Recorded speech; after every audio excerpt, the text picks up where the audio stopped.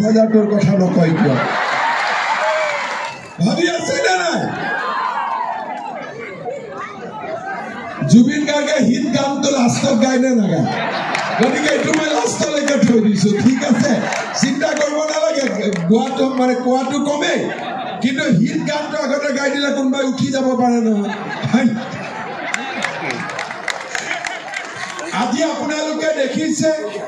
চাকৰিত টকা দিব নালাগে বসুন্ধৰাই মাটি দিছে আৰু আজি আমাৰ ৰাজ্যখন অনন্য দিশলৈকে আগবাঢ়িছে লাচিত বৰফুকনে বিশ্ব স্বীকৃতি পালে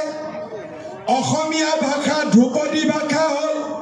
চৰাইদেউ মৈদামে আন্তৰ্জাতিক স্বীকৃতি পালে ঝুমুৰ বিহুৱে আজি বিশ্বৰ সমাদৰ লাভ কৰিলে শ্ৰদ্ধাৰ ৰাইজ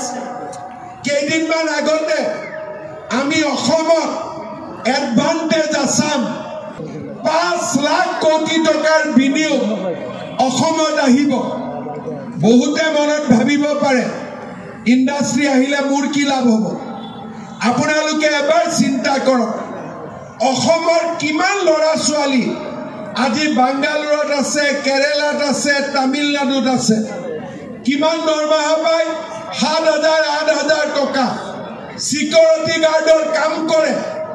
বেমাৰ হলে চিকিৎসা নাপায় মৃত্যু হলে মিত্ৰ দেহ বাপেক মাকে ঘূৰাই আনিব নোৱাৰে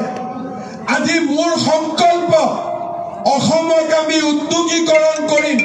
7,000-8,000 টকাত কাম কৰিব যোৱা ল'ৰা ছোৱালীবিলাকক মাকৰ বুকুলৈ আকৌ আমি উভতাই আনিম আমাৰ অসমলৈ উভতাই আনিম আজি যদি এই চিন্তা আমি 20 বছৰ আগত কৰিলোহেঁতেন আমাৰ অসম পৰিৱৰ্তন হ'লহেঁতেন আজি প্ৰত্যেকটো দিনাই কেৰেলাৰ পৰা মোলৈকে ফোন আহে তামিলনাডুৰ পৰা ফোন আহে মোৰ বেমাৰ হৈছে মোৰ ল'ৰা ঢুকাইছে কিয় যাব লাগে আমাৰ ল'ৰা 1 লাখ টকাৰ কাৰণে যাওক 50,000 টকাৰ কাৰণে যাওক 7,000-8,000 টকাৰ কাৰণে মাকৰ বুকুৰ ল'ৰা কেৰেলাত থাকে নতুনকৈ বিয়া কৰাই ঘৈণীয়েক ঘৰত থাকে হাজবেণ্ড স্বামী গৈ কেৰেলা তামিলনাডুত কাম কৰে মাত্ৰ 8,000 টকাৰ কাৰণে সেইকাৰণে আমি নামঘৰ মন্দিৰ আজি প্ৰথমবাৰৰ বাবে ৰাজ্য চৰকাৰে উদাৰভাৱে সকলোকে সহায় কৰিছে আমি নাৰায়ণকো সেৱা কৰিছো আৰু অৰুণোদয় চৰকাৰী চাকৰি নিযুত মইনাৰে নৰৰূপী মানুহকো আমি সেৱা কৰিছো আজি আমি নৰকো সেৱা কৰিছো নাৰায়ণকো সেৱা কৰিছো ভগৱানক সেৱা কৰাৰ লগে লগে ভকতকো সেৱা কৰিব লাগিব তেতিয়াহে মানুহে মুক্তি পাব পাৰে আৰু সেই কাৰণে আমি নৰ নাৰায়ণ দুইটাকে আজি বিজেপি দলে সেৱা কৰিছো আপোনালোকৰ বাবে দিনে ৰাতি কাম কৰিছো শ্ৰদ্ধাৰ ৰাইজ দিল্লীত মোদীৰ চৰকাৰ দিছপুৰত বিজেপিৰ চৰকাৰ পঞ্চায়তত যদি বিজেপিৰ চৰকাৰ হয় ট্ৰিপল ইঞ্জিনৰ চৰকাৰ হ'ব ৰেলগাড়ী স্পীডত চলিব নে নাই আৰু সেইকাৰণে এই পঞ্চায়তৰ নিৰ্বাচনত সকলোৱে বিজেপি দলক ভোট দিব আৰু য'ত বিজেপি নাই তাতে হাতীৰ ছবিত ভোট দিব হ'ব হাতী মানে পদুম মানে ডাঙৰ কৰি কওক পদুম মানে হাতী মানে বাস য'ত পদুম আছে তাত পদুম য'ত হাতী আছে তাতে হাতী আপোনালোকক মই অনুৰোধ কৰিম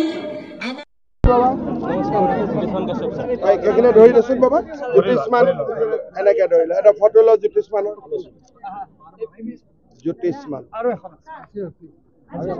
এখন ধুনীয়াকৈ ঘৰত দিবি নামটো পিছফালে লিখা আছে বাবা তোৰ নাম লিখা আছে নে নাই ক'ত লিখা আছে এড্ৰেছটো লিখা নাই তো ইয়াত পিছফালে লিখি দিবি বাবা তোৰ নামটো কি আছিল বাবা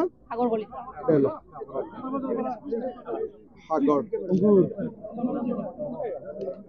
দিগন্ত ইয়াৰ এড্ৰেছটো পিছফালে লিখি দিবি এইখিনিতে তই ভাল কৰি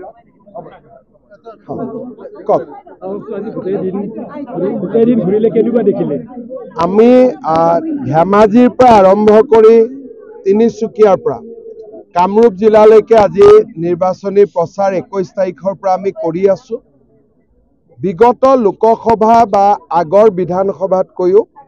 ৰাইজৰ মন যথেষ্ট ফৰকাল। প্ৰধানমন্ত্ৰী নৰেন্দ্ৰ মোদীৰ প্ৰতি মানুহৰ মৰম আৰু সন্মান দিনক দিনে বৃদ্ধি পাইছে। মই নিশ্চিত যে পঞ্চায়ত নিৰ্বাচনত আমি অভূতপূৰ্ব সুন্দৰ ফলাফল কৰিব পাৰিম। কিমান আশা কৰিব পাৰি? কিমান 4-5খন জিলাক বাদ দি আমি গোটেইকেইখন জিলাতে জিলা পৰিষদ গঠন কৰিম। 75 to 80% আঞ্চলিক পঞ্চায়ত আমি গঠন কৰিম। মোৰ এটা অনুৰোধ আছে, ৰঙিয়াত ল কলেজ হ'ল, মডেল হস্পিটেল এতিয়ালৈকে সম্পূৰ্ণ হোৱা নাই, চিভিল হস্পিটেলৰ কাম বাকী আছে, ল কলেজো সম্পূৰ্ণ হোৱা নাই, বিল্ডিং হৈছে আৰু ৰঙিয়া কলেজৰ PG হৈছে, কিন্তু ফেকাল্টি এডমিশ্যন হোৱা নাই। চাওক, ৰঙিয়াত বহুতখিনি কাম হৈছে, কেইটামান কাম হ'ব বাকী আছে। ভৱেশ কলিতাই মোক কৈ আছে, কামবিলাক আমি লাহে লাহে কৰি দিম। মডেল হস্পিটেল আৰু ৰঙিয়া কলেজৰ পোষ্ট এতিয়ালৈকে মই আপডেটটো আপোনালোকেতো দেখি আছে, যাকে 28-29 জন এতিয়ালৈকে গ্ৰেপ্তাৰ হৈছে আৰু আজি ডিমা হাছাও জিলাতো কিবা এটা ঘটনা সংঘটিত হৈছে। মই এতিয়া গৈ খবৰ ল'মহে। पाकिस्तान को सपोर्ट करने का फेसबुक हो, इंस्टाग्राम हो, जो भी सोशल मीडिया में पाकिस्तान को सपोर्ट करने के लिए हम लोग अभी तक लगभग 30 लोगों को गिरफ्तार किया हूं और इसमें जो लोगों का कुछ इन्वॉल्वमेंट और ज़्यादा है या पहला का भी हिस्ट्री है, कोई लोगों का ऊपर नेशनल सिक्योरिटी एक्ट भी हम प्रयोग करेगा, ये भी निर्णय हमने लिया हूं।